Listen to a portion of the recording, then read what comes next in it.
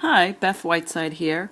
I'm just going to give you a quick demo of how to do the crochet technique for casting on that is used on these Knitalong coasters. I like to use this technique because it makes a nice substantial set of initial stitches that then you can slip off of the crochet hook and onto your knitting needle, and they're held in place by the sliding loop center a little more securely than they are if you do a regular cast on and are trying to juggle the stitches on your needle while you begin to work that first row. So here's how we're going to start. You've got a crochet hook. If you've never used a crochet hook before or not very familiar, I'd recommend going and chaining, learning how to chain and playing around with it and just getting a feel for the tool itself. I'm right-handed, so I'm holding the hook in my right hand and I'll hold the working yarn in my left hand. If you're left-handed, you'll reverse that.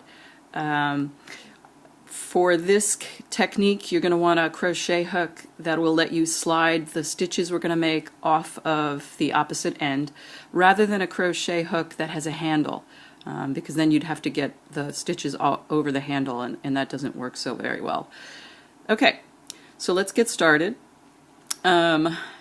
Here's the working yarn with the tail on the left and the piece of the strand of yarn that goes to the ball on the right hand side. I'm going to just form a loop, take the working yarn, the one that goes to the ball, over the top, and the tail is on the left, and then I'm going to drop the working yarn down behind, and then I'm going to use the crochet hook to go into the loop. And we'll be going into the loop from the front to the back all the time in this technique. So then we're going to take the yarn across the crochet hook and pull it to the front. Okay, and then I'm going to use my fingers. I'm holding the stitch I just made, the loop I just made, in place with my right hand. Apologies if I drift to the left. I'm traveling right now and filming this on an iPad, so just trying to give you something to get started with. So I'm holding it with my right index finger, and the yarn itself is over my left index finger and out and under. If you're a continental knitter, it's very similar to the position you use for continental. And then I'm also holding the loop, the strands that we're going to work across, between my thumb and index finger on my left hand. All right, and we're going to be jumping through and back and forth over that strand throughout this whole process. So I've pulled through my one loop, and now I need to anchor that in place by going through it again. So I take the yarn over the hook again, or you could view it as taking the hook under the yarn, whichever your point of view is subject to your own preferences, and I pull through that loop. Okay. And now I've made my first stitch that I've anchored. So now I'm going to repeat that process again. I'm going to take my hook and go through the center of my loop, go under the working yarn, and pull through a loop. I'm going to slide it up here so it's tight, yarn around the hook, pull through the loop to anchor it in place. So there's two steps, and we go in to pull through the initial loop, and then we take, tighten it down, yarn around the hook again, and pull through to anchor it in place. Okay, so here up close, let me see. You can see we're starting to get some stitches there. I've got 3 right now, and I'm going to make 6 more for a 9-stitch coaster. Okay, and each time I'm pulling the yarn tight, the yarn across the loop, the one that makes the new loop, so that my stitches won't be too big, and pull through and make a new one. Here, it's still drifting. Let's see. Let's come back over here. Okay, let's do a few more so you can see.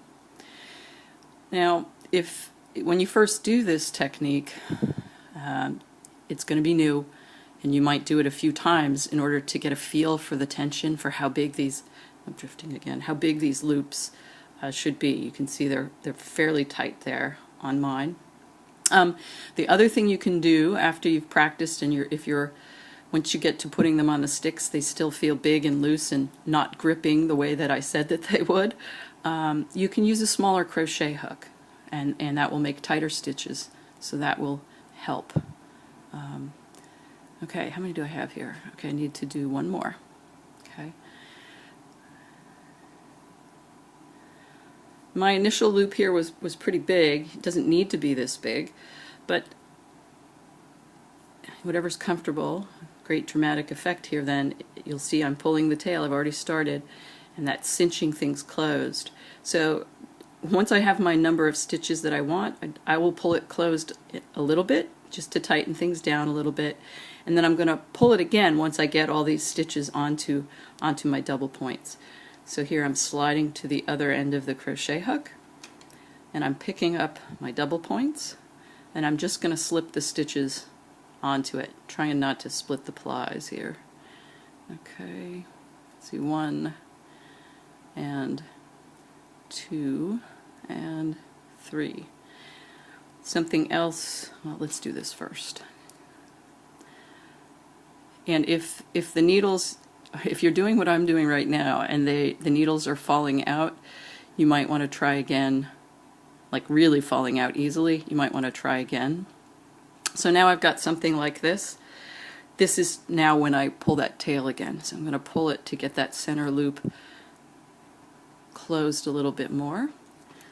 And then one more over here to get off of the crochet hook.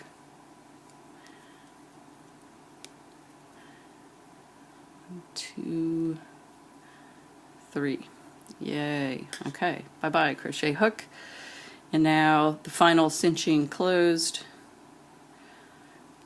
And there's my set of stitches. Ta-da! Okay, now it's a little bit tighter than it is if you've just cast on with a long tail and are trying to bring the two ends together and make sure that they're all facing the right way and haven't gotten twisted as the needles want to jumble around. So one other thing I just want to tell you before you go off and try this on your own is that the stitches sit backwards. From the normal Western style of knitting, the stitch mount is backwards. If you can see it there, what's going to become the right side of the stitch is in the back instead of in the front. So what you could have done when you slipped stitches off is you can slip them, turn them as you slip them. I just like to work the first round through the back loop, and that changes everything up. So we're ready to work the first circle and the first coaster. And if this is still a little, you can always tug it a little bit more to get it more tightly there, and there, it's a nice closed circle. All right, see you in the knit along.